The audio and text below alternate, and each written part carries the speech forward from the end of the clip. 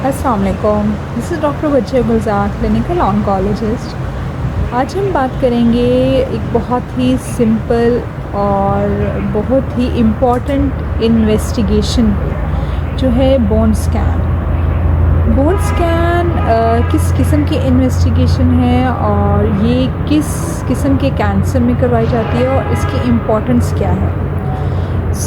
Bone scan एक इस किस्म का स्कैन है जो कि न्यूक्लियर मेडिसिन की डोमेन में आता है और इसका फ़ायदा ये होता है कि कुछ ऐसे कैंसर्स हैं जो कि बीमारी अगर हड्डियों में चली जाए और पेशेंट उसके लिए सिम्टोमेटिक हो, पेशेंट ओपीडी में आके अक्सर ये कंप्लेन करता है कि डॉक्टर साहब हमारी कमर की हड्डी में दर्द हो रहा है, या फिर हमारी कूल्हे की हड्डी में दर्द हो रहा है, या फिर हमारी टांग में दर्द हो रहा है और patient diagnose case of any kind of cancer है। तो फिर ऐसे केसेस में ये हाईली सस्पिशियस होता है कि पेशेंट को कहीं बोन मेट्स तो नहीं हो गए। इस कंडीशन में ये इंडिकेटेड है कि पेशेंट का बोन स्कैन करवा लिया जाए। अब पेशेंट का बोन स्कैन किस तरह से करवाया जाता है? ये एक इस किस्म का स्कैन है जिसमें कि पेशेंट को एक रेडियो एक्टिव आइसोटोप दिया जाता है। इस रेडियो एक्टिव आइसोटोप की जो हाफ़ लाइफ है वो अप्रॉक्सीमेटली 6 आवर्स है और उससे पहले पेशेंट का जो RFTs या किडनी के जो टेस्ट हैं वो करवाए जाते हैं कि क्या किडनी फंक्शनल है भी या नहीं। अगर तो किडनी के टेस्ट नॉर्मल आए तो फिर ये वाला स्कैन पेशेंट को रिकमेंड किया जा सकता है। फिर ऐसी कंडीशन में फिर वो पेशेंट बोन स्कैन के लिए एलिजिबल हो जाता है। अच्छा, अब जब पेशेंट का बोन स्कैन हो जाता है तो उसमें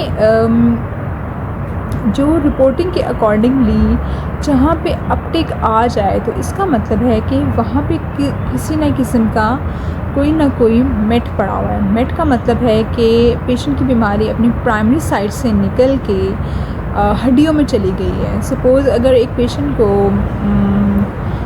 लंग का कैंसर है और पेशेंट अंडर ट्रीटमेंट है, पेशेंट का अभी ट्रीटमेंट चल रहा है और एकदम से पेशेंट ये कंप्लेन करना शुरू हो जाता है कि मेरी तो हड्डियों में बहुत दर्द हो रहा है, या फिर पेशेंट का जब ब्लड इन्वेस्टिगेशन करवाई जाए और पेशेंट का ALP रेज़ आना स्टार्ट हो जाए तो ये एक हाईली सस्पिशियस बात बन जाती है। और फिर इसमें पेशेंट को जब बोन स्कैन एडवाइस किया जाता है तो फिर सपोज़ अगर एक अपटेक आ रहा है इन द राइट ह्यूमरस तो फिर उसके अकॉर्डिंगली अर्जेंट बेसिस पे उस साइड की, और पेशेंट उसके लिए सिम्टोमेटिक भी हो in the case of CA lung, तो फिर उस साइड की पेशेंट को रेडिएशन की जाती है after orthopaedic consultation for stability of the lesion. ऐसे केसेस में बोन स्कैन करवाया जाता है। अब बोन स्कैन की प्री रिक्विजिट और पोस्ट रिक्विजिट्स क्या हैं? बोन स्कैन की प्री रिक्विजिट एक तो ये है कि पेशेंट का किडनी फंक्शन टेस्ट बिल्कुल ठीक होने चाहिए। सेकेंड, उसकी प्री रिक्विजिट ये है कि पेशेंट को अच्छा सा हाइड्रेट किया जाए। जब पेशेंट को वो न्यूक्लियर मेडिसिन वाले एक दवाई पिला देते हैं तो फिर उसके बाद पेशेंट को अच्छी तरह से हाइड्रेट किया जाए।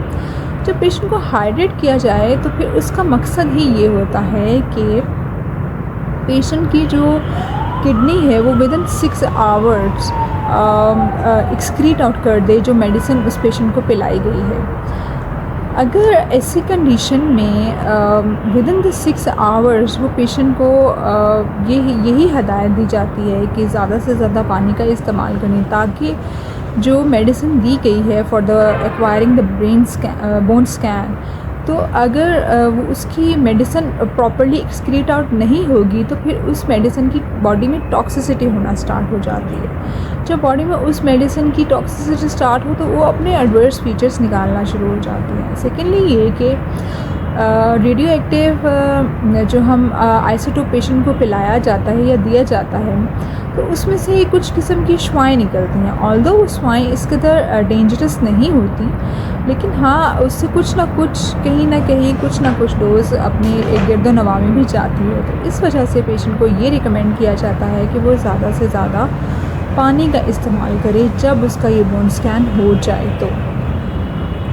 So this is all about my discussion today. I hope you like my video. If you have not subscribed, please subscribe. Thank you.